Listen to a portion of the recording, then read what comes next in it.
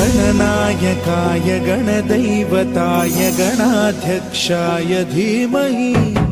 गुणशरीराय गुणमण्डिताय गुणेशानाय धीमहि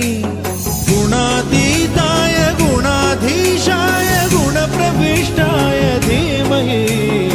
एकदन्ताय वक्रतुण्डाय गौरीतनयाय धीमहि गजेशानाय भालचन्द्राय श्रीगणेशाय धीमहि